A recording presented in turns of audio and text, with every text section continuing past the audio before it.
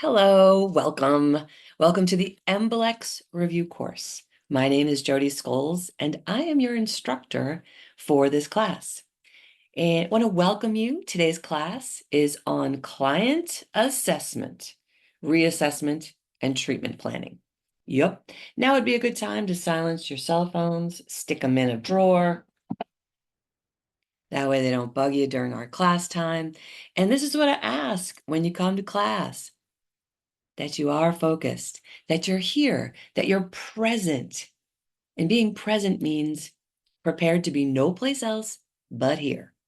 Yeah, because you got some learning to do, right? That's the reason you're here. So you've set aside this time as your sacred time to study. So welcome. Wanted to let you know just before class started, we had an interesting discussion about game day prep and more so about those who have already taken the MBLEx. And so if you have already taken the MBLEx, I'm kind of talking to you. How many times have you taken it? Does it make you feel a certain way? You haven't told anybody that you failed? You haven't told anybody you've tried more than once? That's okay. What I would like to give you the opportunity to do is just release that. Go ahead and put either in the notes or send me a note, send me a direct message, send me an email, depends where you're listening. If you're a part of our Patreon community and you're watching this later, send me a message. Let me know. How many times have you taken the MBLEx? Where'd you go to school? When did you graduate? Yeah, let me know. Each one of you has a very unique story. Yeah. You have a unique story that is just about you. It's not about anybody else. Not about your classmates. It's not about your teacher. It's not about your parents. It's not about your colleagues. This is your path.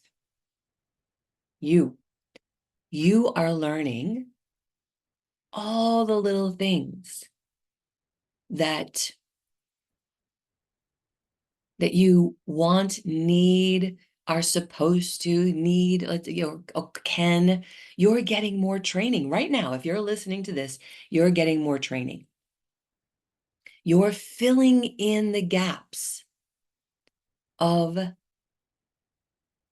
your knowledge on how to be a licensed healthcare professional. You're filling in the gaps. Every one of you, I shouldn't say everyone because not everybody communicates with me, but many, many, many of you have told me, oh my gosh, I didn't learn that in massage school. Yeah. So that's what we're here for. You are a diamond in the rough, and we are polishing. We're polishing that diamond. We're getting off all the rough edges. And as soon as you pass that MBLEx, bloop, you sparkle. Yeah, you shine. It is time for you to shine. And you just know that you're always the diamond.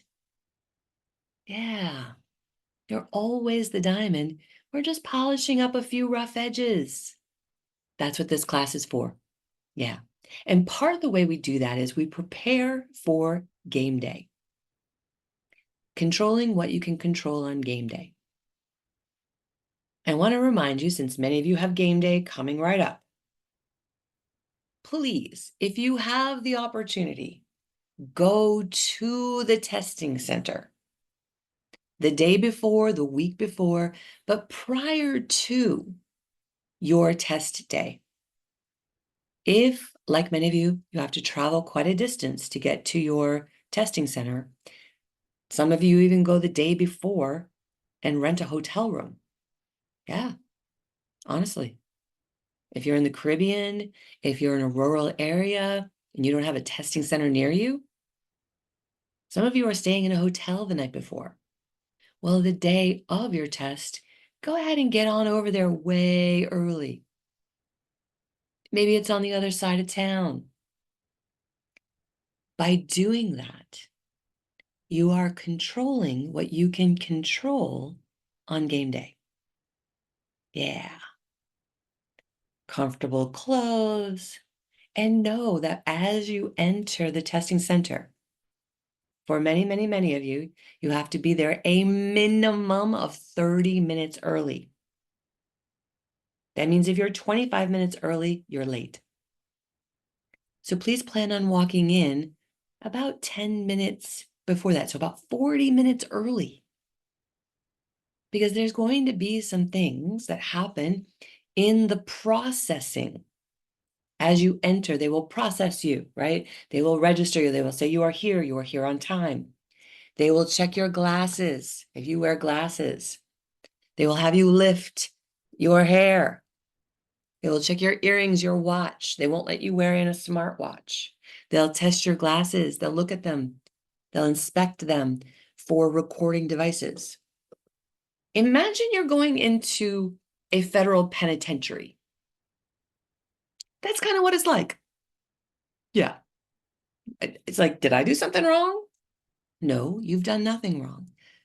However, if you don't expect, if you're not aware that this processing will go on, it can throw you off. It can throw you off. So, and it can create some anxiety. Yeah. And so, again, controlling what you can control on game day, getting there early, because when you're early, then you can use one of the tools in your toolbox, which is the breath. The breath. So let's right now, as we transition into our learning, come back to our breath. All right.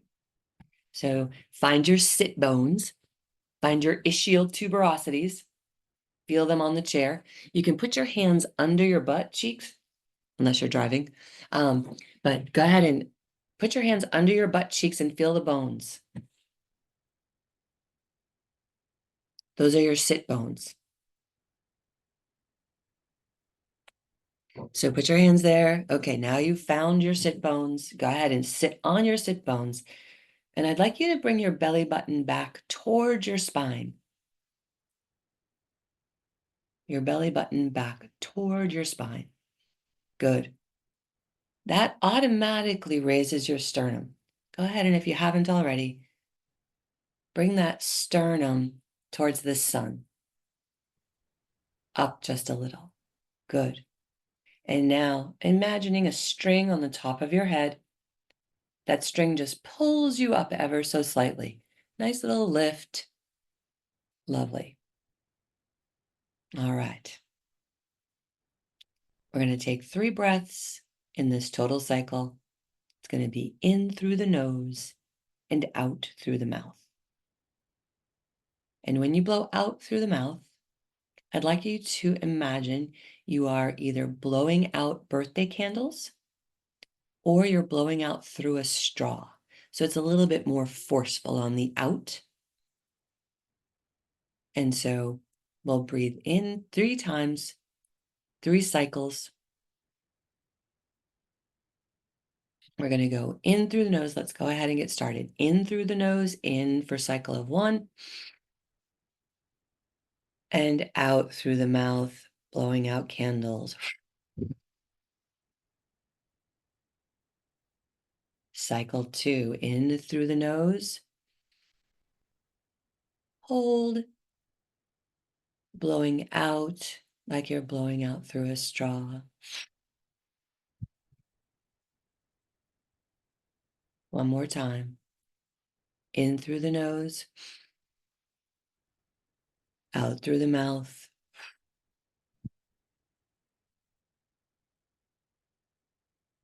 Excellent. Our breath, when we take breaths like that, it sends our nervous system a signal that all is well. The breath is an amazing tool in your toolbox to stay present with your practice exams to stay present during the MBLEx. Maybe you feel like you go too fast or too slow. Come back to the breath.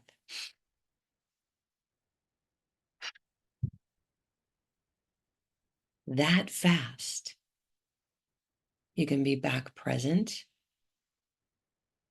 resetting your nervous system with the message that all is well. Secret tool in the toolbox, your breath. All right, very good. Let's move along to our learning. Reassessment and treatment planning. This is the heart and soul of the session, right? It's how we get started. Yes, you're going to do amazing body work. Amazing body work. In fact, I would bet $1,000 on each one of you that you are an amazing body worker. Yeah, yeah.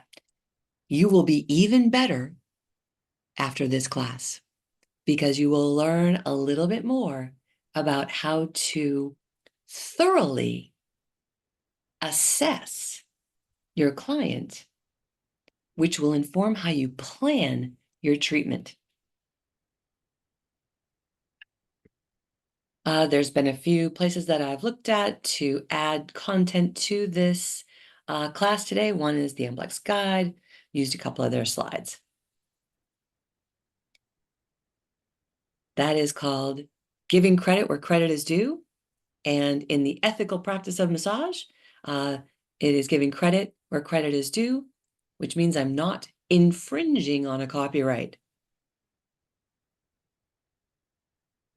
Here's what we'll be covering today. Well, this is the big picture of what you'll need to know. And we're going to be covering about 4 of these points today. So this is an introduction to client assessment. You do need to know how to organize a bodywork session, how to do a good client consultation, including a health history, assessing a health history form, and doing a verbal intake with repeat clients. So you'll still have the health history form, but you'll be reviewing it verbally. You'll need to know how to collect written data. But today we're going to talk about some of the fun stuff, and that's the visual assessment, both a general visual assessment and a postural assessment. We'll be talking about palpation, touching. We'll also be talking about doing range of motion testing and what that is, and then how to apply all that information to treatment planning. Now you've gathered all this data, how do you apply that data to designing your session? These are the areas we'll be covering, these last 4 points. Very good. So the organization of the bodywork session. It starts with a client assessment. So what is an assessment? And to be honest, I've been through many massage sessions receiving where the therapist has not done a client assessment. Maybe you've had the same experience. If you go to a franchise, they barely have time to do a client assessment. Hopefully you're handed a chart. You certainly know their name. Hopefully you have time to review the chart. But what we're going to discuss today is a beautiful client assessment, right? So the components of that assessment could include like a short discussion about what brought them in today. This is especially important with new clients, right? Or new to you, right? If this is the first time they're on your treatment table. If they're a weekly client, the assessment is going to be very short, probably less than 5 minutes. How you feeling? What are we focusing on today? But the client assessment I'm going to talk to you about today is for new clients or clients you haven't seen in a long time. So discussion about their current condition, what motivated them to get a massage. Have we seen anything as they walked down into the treatment room? So that's a visual assessment. We may even do a strength assessment. We may do a postural analysis. We may just do that by having them stand up, not really tell them what we're doing. When they stand up, not only are we looking at how they stand, their posture, but that would be a great time to palpate where they say it hurts.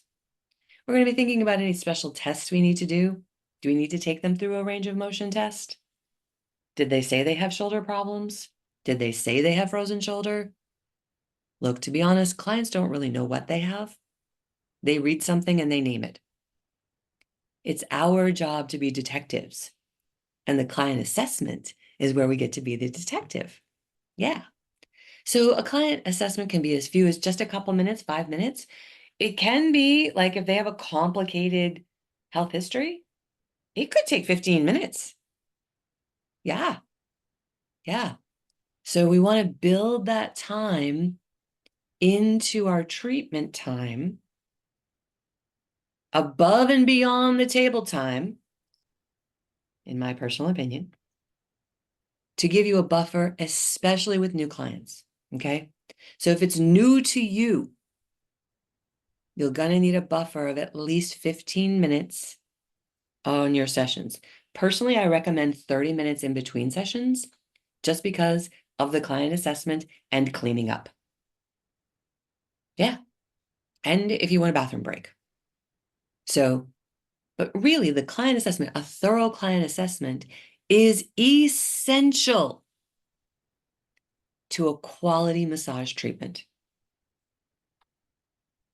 So how does that go in the client assessment?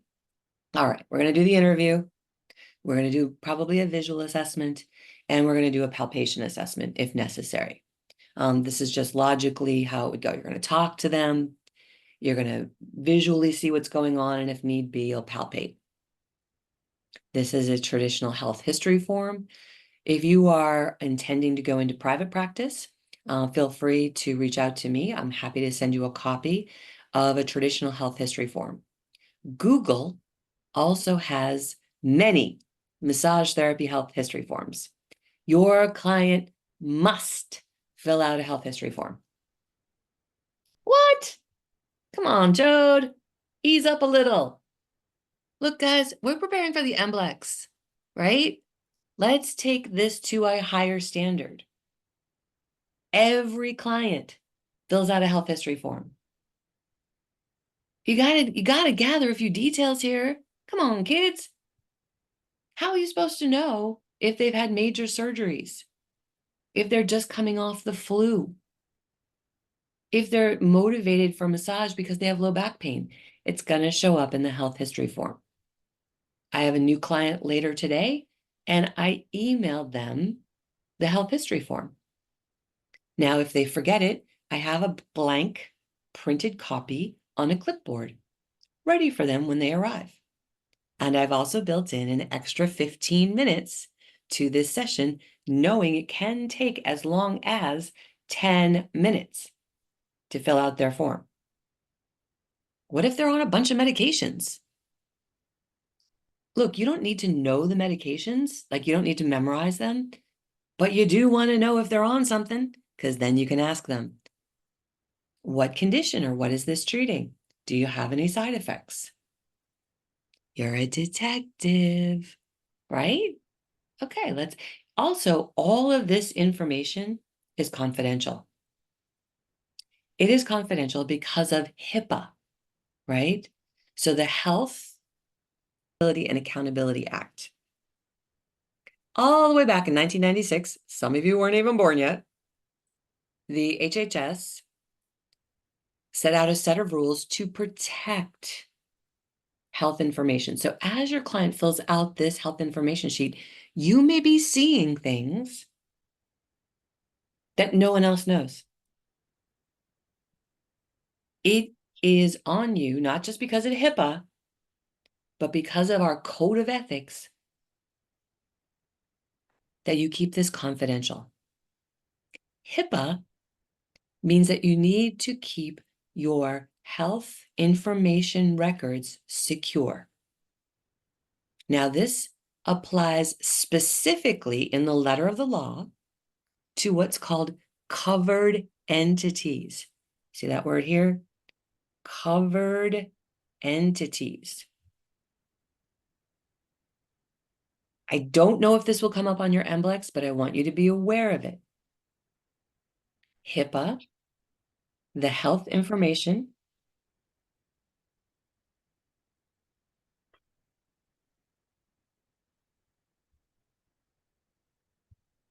Who's finding out whose microphone is on?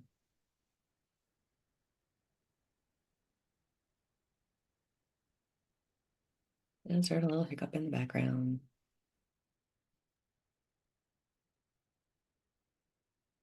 Thank you.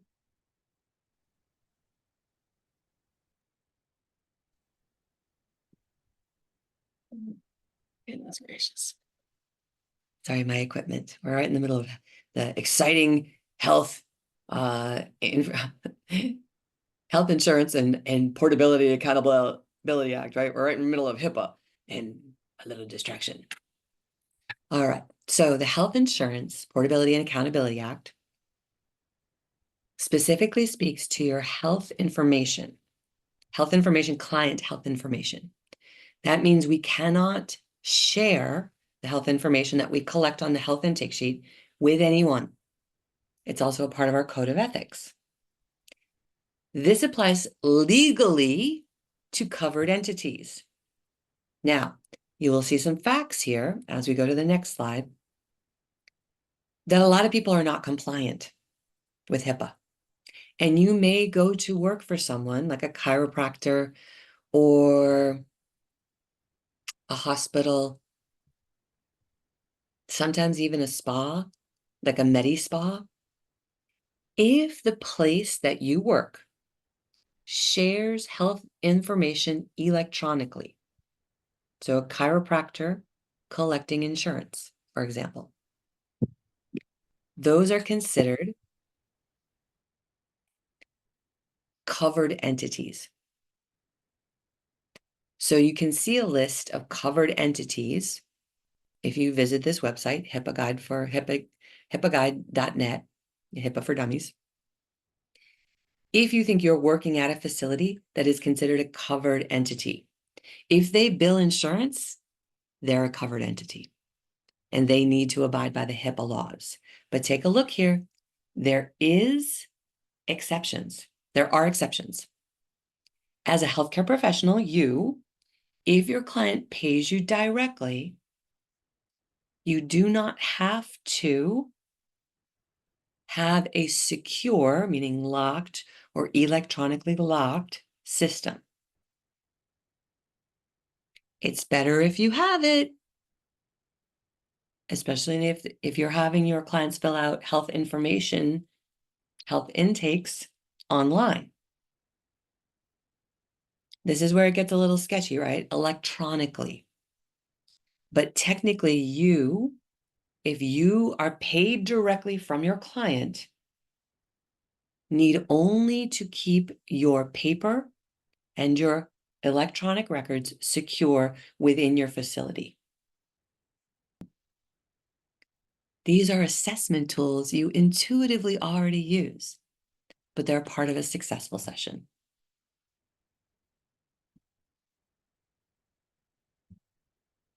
Ready to dissect some questions? Are you feeling a little like full in the brain? All right. Can you give me another 8 to 10 minutes? Look, if you got to scoot, scoot. But here are some dissecting the questions. And just as a reminder, dissecting questions is an exercise that we do in this class to fully understand the question. Then, part of dissecting the question is eliminating at least one wrong answer. That's what we're going to do with these questions today. We're going to fully understand the question. We're going to eliminate a wrong answer. And then we're going to look at all the answers to get to the best answer. All right, here we go. Your client arrives And as they enter the treatment room, you notice an antalgic gait. What happens next? I'm going to not read the letters, but I'd like you to put the letters in the chat when you get to your best answer. So you can do that anytime, but be careful, careful. What happens next? All right, your client arrives, and as they enter the treatment room, you notice an antalgic gait. What happens next? Get them on the table and figure it out. Ask the client if they realize they're walking with a limp. Ask the client if they've had a leg injury. Keep the client's health information private. Don't mention it. What happens next? Now I'm going to take a peek in the chat just to see. Oh, we got a lot of answers already. Oh, you think? Uh-huh. Got to get to the best answer, you guys. Let's eliminate one wrong answer. We're not going to get them on the table and figure it out. And I would call this a 50-50 question. Go ahead, and if you were to pick, y'all have picked like pretty much the same answer. If you were going to pick another answer, what would you pick? What happens next? Your client arrives, and as they enter the treatment room, you notice an antalgic gait. What happens next? Ooh, ooh, ooh, ooh, ooh. Mm-hmm.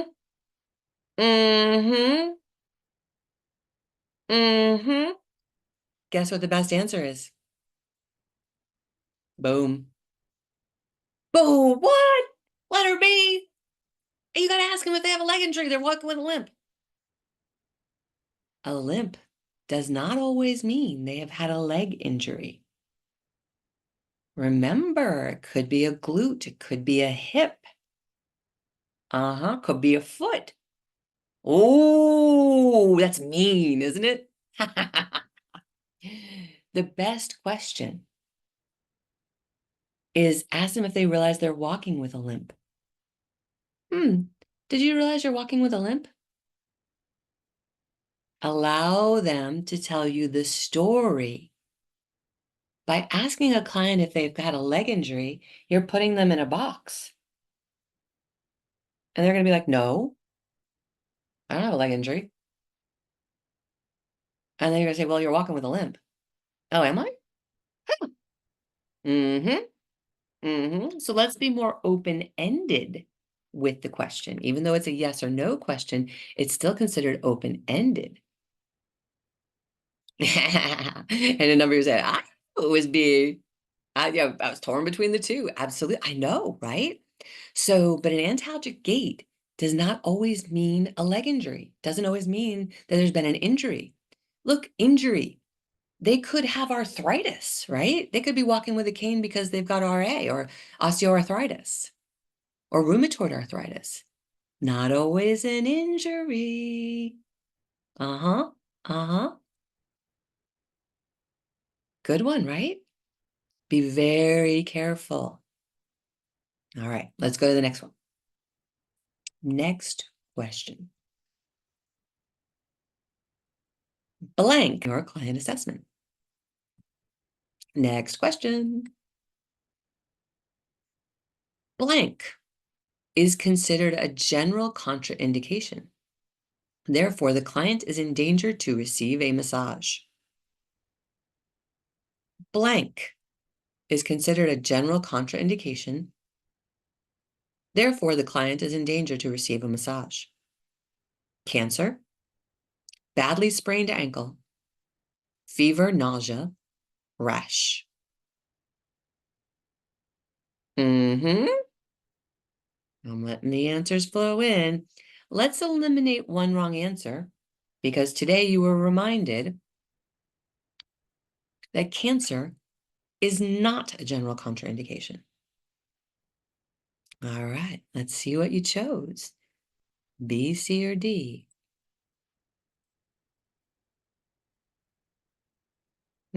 Diana jumped in. She knew this one. All right. Mayor got it. Maya got it. Jessica, yeah, good to hear from you. Sharita, yep. Yep, Brienne, you got it. Careful on the buttons there, baby. Greta, Winnie, yep. Diane, yes. Kadeem, good. Ms. V, nailed it. Zoom user, yep. Careful on the buttons. Michaela, yep. Sharita, yes, it's systemic.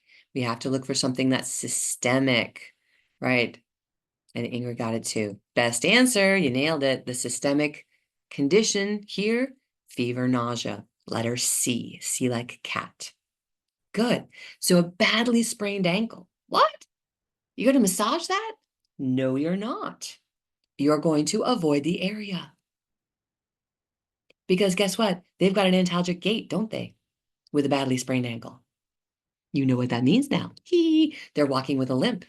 So all the rest of them is all jacked up in the back from walking with a limp, walking with crutches, walking with a cane. Yeah. And a rash also is considered a specific or local contraindication. That's it. That's a wrap for today. Great work. You did such a good job today. Woo! A lot of client assessment there, huh? Yeah. Yeah. So this is your client assessment, reassessment, and treatment planning review. So crazy, right? Oh my goodness. So I want to say congratulations on completing this review. Thank you for spending. Going to hang out for a little while and answer some questions. But this concludes this session of client assessment, reassessment, and treatment planning. My name is Jody Scholes. I'm your instructor for the MBLEx review class. Feel free, hit me up in our community through a direct message if you have more questions. But we'll see you again real soon. I forgot to acknowledge all the awesome people who are in class today. Look at this crowd. Mwah, mwah, mwah. Love it that you've hung in there. Love it that you're here. Thank you.